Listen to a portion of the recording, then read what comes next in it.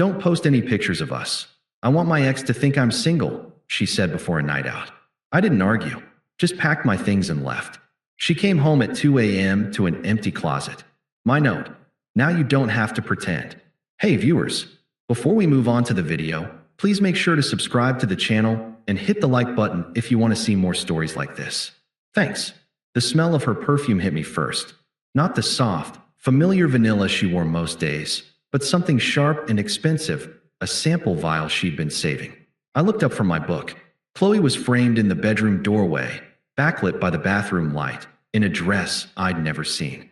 It was black, short, and held on by what looked like hope and two thin straps. The girl's night-out dress, she'd called it when the package arrived. But the preparation tonight had the focused intensity of a military campaign. For the past 2 hours, it had been the hiss of the straightener, the clatter of makeup jars, the soft thump-thump of a brush against her cheek. Do you have any cash? She asked, not looking at me, twisting to examine her reflection in the hallway mirror. I don't want to bring my whole purse. Wallet's on the counter, I said, my voice neutral. I'd learned that tone. Any hint of curiosity could be read as control. Any offer to help could be seen as doubt. She floated past, a whirl of perfume and rustling fabric, scooping up a few bills. Thanks. I'll probably be late. Sarah wants to make a proper night of it. Sarah. The name was like a cue. Sarah was the fun one, the single one, the one who'd recently started hanging out with Mark's crowd. Mark, Qley's ex from college. The one who'd never really committed, the almost guy who drifted in and out of her life like a catchy but toxic song. His name had started appearing in her anecdotes again over the last month, always with an eye roll, a sigh. Can you believe he? I could believe it. Mark was a fact of nature, like a recurring storm. She was almost at the door, checking her phone, a small, anticipatory smile on her glossed lips. Then she paused. She turned. The smile shifted into something more performative, a look of casual concern. Hey, she said, walking back towards me. She perched on the arm of my chair, the scent of her perfume now overwhelming. She put a hand on my shoulder. It felt like a prop. So tonight, she began, her voice dipping into a confiding tone. If your friends see any stories or whatever from the club, don't post any pictures of us. Okay, the sentence hung in the air. It was so specific, so bizarrely forward, that my brain took a second to parse it. Pictures of us. I echoed. We're not together. I'm here reading. You know what I mean, she said, a flicker of irritation in her eyes. Like, if you took a picture earlier, or if someone tags you in something old. Just don't. What? The word came out flat. She sighed, the long-suffering sigh I'd come to know well. It was the preamble to her explaining the complicated, emotional logic of the world to my simple, linear mind. Mark is going to be there. Sarah said he's been asking about me. I want him to think I'm single. It's simpler. The room felt very still. The hum of the refrigerator seemed to grow louder. It's simpler. A memory flashed, unwanted and brutal. 8 months ago, in this same living room, her head in my lap as she cried. Her father had been hospitalized, and the stress had unraveled her. I'd canceled a weekend fishing trip with my brother, a trip we'd planned for 6 months, to stay with her. I'd made soup, answered the frantic calls from her mother, held her while she shook. I don't know what I'd do without you, she'd whispered, her voice raw. You're my rock. Now, I was a boulder in the stream of her narrative, one she needed to temporarily hide. It doesn't mean anything, she continued, mistaking my silence for hurt. Her hand patted my shoulder. It's just for tonight. It's just to see his reaction. It's a dumb ego thing. You understand, right? The justifications fell like practice lines. Just for tonight. Just to see. It doesn't mean anything. But it meant everything. In that one request, she had drawn a map of our relationship. I was the interior, the private comfort, the steady background noise. Mark was the exciting outside world, the audience she wanted to perform for. And for the performance to be convincing, the background noise had to be silenced. I had to be erased. It feels a little weird, Qley, I said, not moving, asking me to pretend I don't exist. Her face hardened. The concerned mask slipped. See, this is what I mean. You're making it a thing. You're being insecure. It's not a big deal. God, can't you just let me have one night without your drama? My drama. The perfect inversion. Her request to hide me became my fault for noticing. Her desire to present herself as available to another man became my failure of confidence. I looked at her, really looked, at the perfect dress, the meticulous makeup, the eyes already shining with the reflected glamour of the night ahead of Mark's attention. She wasn't asking for permission for a minor deception. She was telling me my place. I was the man you came home to, not the man you were proud to be with. I was the security, not the passion. I was to be kept in a drawer for safekeeping while she played with a newer, shinier toy. And in that clear, cold moment of understanding, a strange peace settled over me. The confusion, the slow-burning anxiety of the past few weeks, it all evaporated. The path forward wasn't a tangled knot of conversations and couples therapy and trying to prove my worth. It was simple. It was a single, straight line. She saw the change in my expression. She mistook the dying of the light in my eyes for surrender. She leaned in and gave me a quick, dry peck on the lips. It'll be fine. I'll be home by 2. Love you. She stood up, smoothed her dress, and grabbed her tiny clutch. She didn't wait for a response. The door clicked shut behind her with finality. The apartment was silent, heavy with the ghost of her perfume and the weight of her words. I sat there for a full 5 minutes, listening to the empty hum of the building. Then I closed my book, set it neatly on the side table, and stood up. Okay, I said quietly to the empty room. It was the last word I would ever speak in that apartment as her boyfriend. The first thing I did was take out the trash. It was Tuesday. Trash day was Wednesday, and the bin was full. It felt like the most mundane, logical place to start.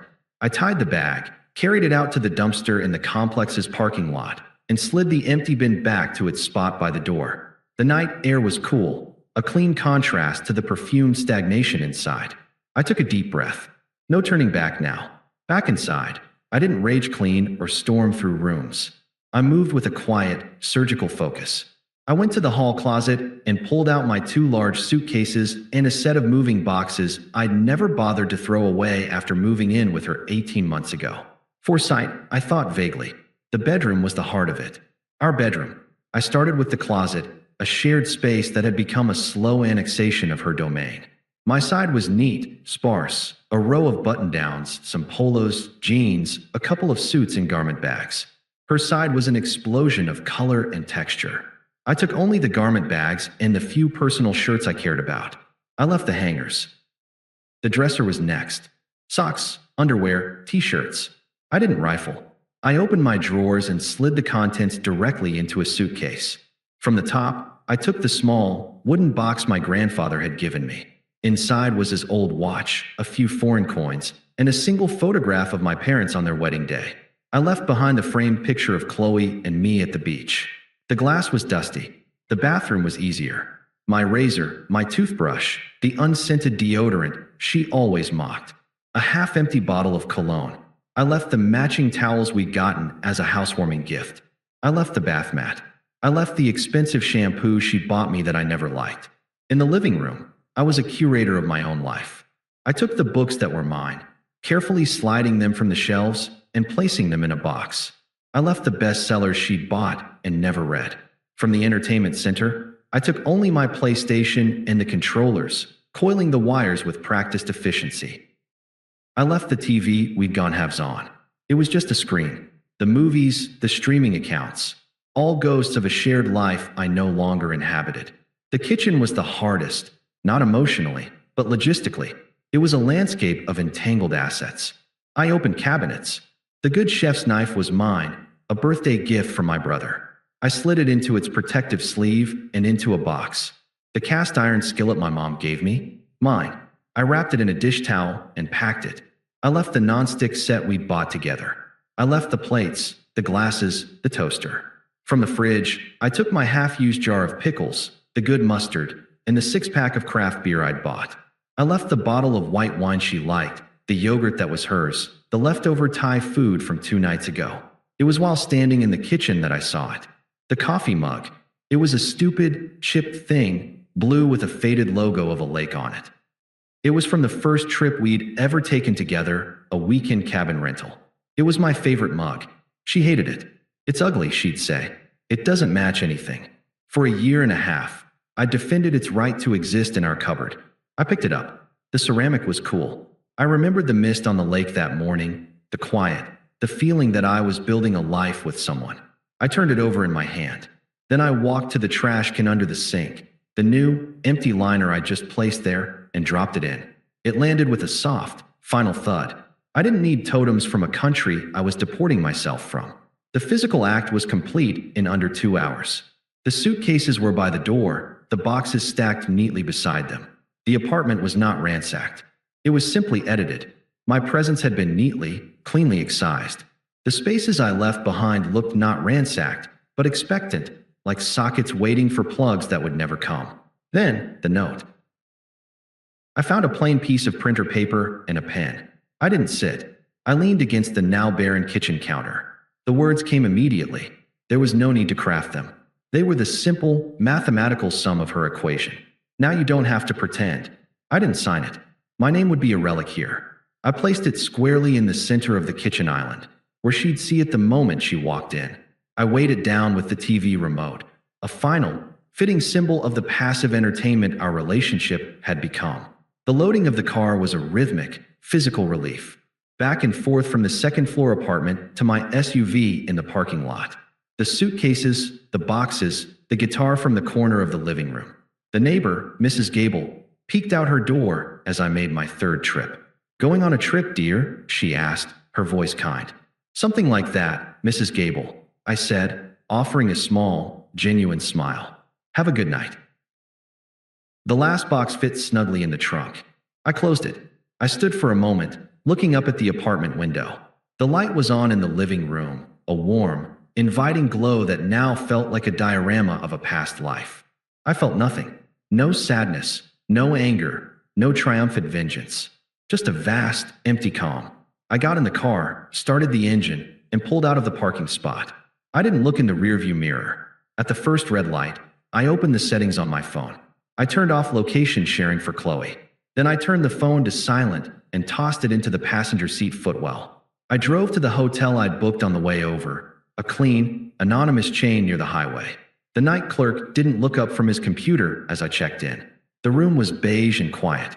I hauled my essentials inside, left the rest in the car. I took a long, hot shower, washing the last of the perfumed air and the dust of departure from my skin. I ordered a late-night cheeseburger from room service and ate it at the small desk, watching the silent, headlight-streaked highway below. Then I slept. A deep, dreamless, and profoundly peaceful sleep. The kind you only get when a terrible, gnawing uncertainty has been replaced by a clear, decisive action. I didn't wonder what she was doing. I didn't imagine her face when she saw the note. I was already gone. The clock on the nightstand read 2:17 a.m. when my eyes opened once, briefly. Some distant part of my brain, the part still wired to old patterns, noted the time. She's just getting home. A faint, almost imperceptible curl touched the edge of my mouth. Then I rolled over, buried my face in the stiff hotel pillow, and sank back into the silent, welcoming dark. The first vibration was a soft, persistent buzz against the hotel room's wooden nightstand. 2:41 a.m. A pale blue light pulsed from the screen of my silenced phone, casting ghostly shadows. "Qley." It danced, then went dark. 10 seconds later, it began again. And again. I watched it from the bed, propped on one elbow. I didn't reach for it. Each buzz was a pebble dropped into the deep, still well of my calm, creating only the faintest, most distant ripple before disappearing. I counted. 7 calls in 12 minutes. Then, a pause. The texts began. The notifications stacked silently. 2:53 a.m. "Baby, what is this? This isn't funny." 2:55 a.m. "Where are you? Call me." 2:58 a.m. "Okay, you're overreacting. It was one night." 3:07 a.m. "Are you seriously doing this? Over a misunderstanding? I'm freaking out." 3:15 a.m. "Please. The closet is empty. Your things are gone. What did you do?" 3:22 a.m. "This is cruel. Just talk to me." The language was fascinating. Overreacting. Misunderstanding. Cruel. The blame was already being drafted, the narrative of her victimhood taking shape. There was no "I'm sorry," no "what I said was terrible." Just a demand that I correct my disproportionate response to her simple request. I got up, made a cup of terrible in-room coffee, and watched the dawn break over the highway. The phone eventually went still. The silence felt like a physical space I could inhabit. I knew the gossip mill would be churning. I had one person to check in with. Ben, my oldest friend, who had never quite hidden his dislike for Qley's drama. I sent a single text. Me, 8:17 a.m. left Qley last night. I'm fine. Laying low. You'll probably hear some versions. His reply was instant. Ben, holy shit. The group chat is already on fire. Sarah's been texting everyone. You need the rundown? Me, only if it's funny. Ben, it's a fucking tragedy. For her. And then he called. I put him on speaker, listening while I unpacked a box of books. Okay, Ben said, his voice a mix of concern and gleeful scandal.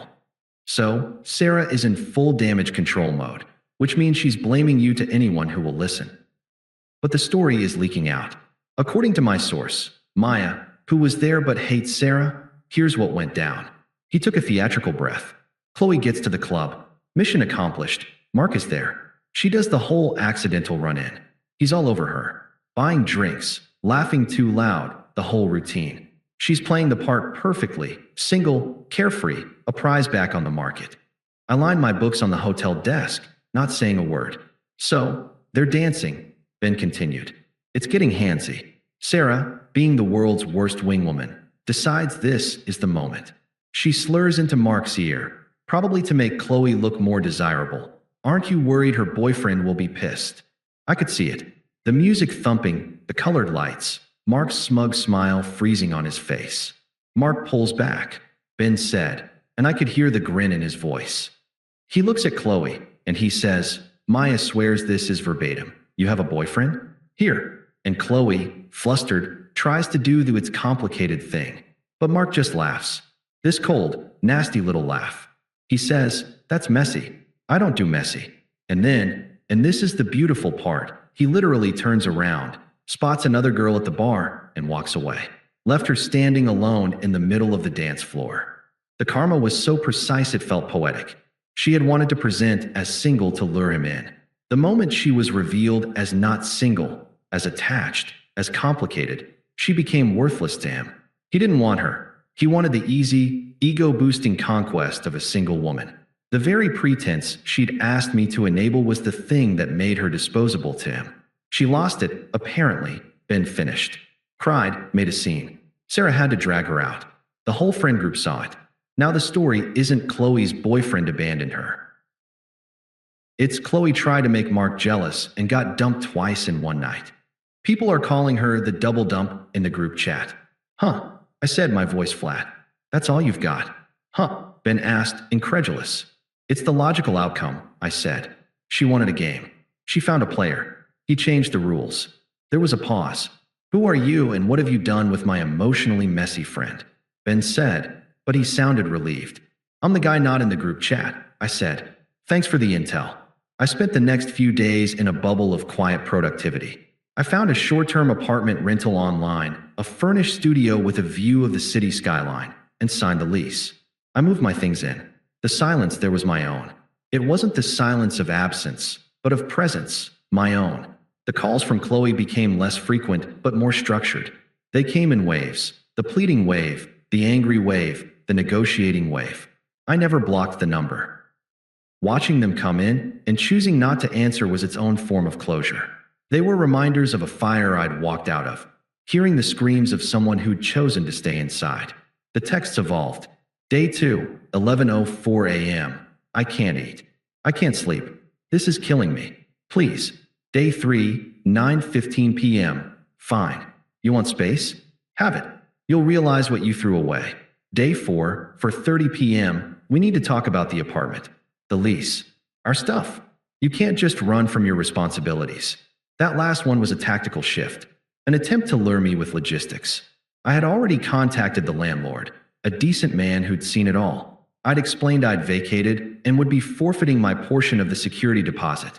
I provided my new address for any formal correspondence. The our stuff was already legally irrelevant. I'd taken only what was mine. Then, the proxies began. Her sister, Mia, called on the afternoon of the 5th day. I answered, knowing it wasn't Qley. Hey, Mia's voice was sharp, devoid of preamble. It's Mia. Look, what you did was really extreme. I said nothing. She made a tiny mistake, Mia barreled on, emboldened by my silence. A stupid, insecure girl mistake. And you just abandoned her? Packed up and left like a thief in the night. Do you have any idea what state she's in? She's a mess. A complete mess. Man up and talk to her. At least give her some closure. I let her words hang in the digital space between us. I could hear Qley's influence in every syllable. The minimization, tiny mistake. The infantilization, girl mistake. The blame shifting, man up. Mia, I said, my voice calm, almost conversational. There's nothing to discuss. She got exactly what she wanted. What is that supposed to? She sputtered. She wanted to be single. I interrupted, not unkindly, but with a finality that felt like a door closing. Now she is. The conversation is over. I ended the call. I didn't feel anger at Mia. She was a soldier in an army I demobilized from. Her words were bullets meant for a target that was no longer on the battlefield. That evening, the final text of this phase arrived. It was long, a paragraph of frantic, stream of consciousness pain. Day 5, 8:42 p.m. I see what you're doing. You're trying to punish me. Well, it's working. I'm being punished every second. Everyone knows. They're laughing at me. Mark won't even answer my texts. My own friends think I'm pathetic. Is that what you wanted? To destroy me? I loved you. I love you. And you just walked away like I was nothing. Was it all a lie? Were you just waiting for an excuse to leave? I read it once. The hypocrisy was breathtaking. You walked away like I was nothing. The projection was perfect. She had reduced me to nothing, a non-postable secret, a background character, and was now shattered that I had accepted the role and left the stage. I didn't respond. There was no answer to give that she would hear. Any response would be fuel. My silence was the only language left that we both understood. It was the sound of her facing the empty, echoing consequences of her own choices, completely and utterly alone. I put the phone down and walked to the window of my new apartment. The city lights were coming on, 1,000 points of independent brightness. I didn't see her reflection in the glass. I only saw the calm, wide-open space of the future, stretching out, quiet and mine. The text trickled to a stop. The calls ceased. For 3 weeks, there was only the quiet hum of my new life. I started going to a different gym in the mornings. I reconnected with a few old friends, the ones who had gently faded during the Qley era. I cooked meals for one and didn't have to consider if they were impressive or Instagram-worthy. The peace was not an absence of sound, but a presence of self. It was solid. I knew the encounter was inevitable.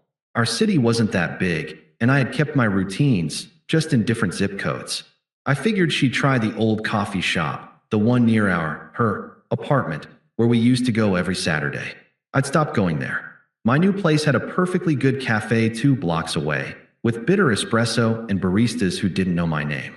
It was my spot now, but I'd underestimated her desperation, or perhaps her research skills. She found the new spot. It was a Tuesday morning, overcast. I was at a small table by the window, laptop open, working through a proposal for a freelance project that excited me in a way my old job never had. I was deep in flow, the world narrowed to the screen and the taste of coffee. The scent hit me first, that same sharp, expensive perfume from that night. It cut through the earthy aroma of roasted beans like a knife. I didn't look up. I kept typing, finishing a sentence. Ryan. Her voice was a strained whisper, scratchy from crying or lack of sleep. I finished my sentence, saved the document, and slowly closed the laptop lid. Then I looked up. Qley looked diminished. The meticulous, polished aura was gone. Her hair was pulled into a messy bun, strands escaping. She wore leggings and an oversized sweatshirt that might have been mine once. Her eyes were hollow, with dark smudges beneath them. She was holding a disposable coffee cup like it was a lifeline. "Can I sit?" she asked, her voice trembling. I gestured to the empty chair opposite me. A public courtesy. She slid into it, her movements fragile. "Please," she began, the word bursting out of her. "We need to talk. I made a stupid mistake. The stupidest mistake of my life." Mark meant nothing. He was a ghost, an idea. I was an idiot. I was insecure. I listened, my hands resting on the closed laptop. I said nothing. My silence seemed to pull the words from her faster.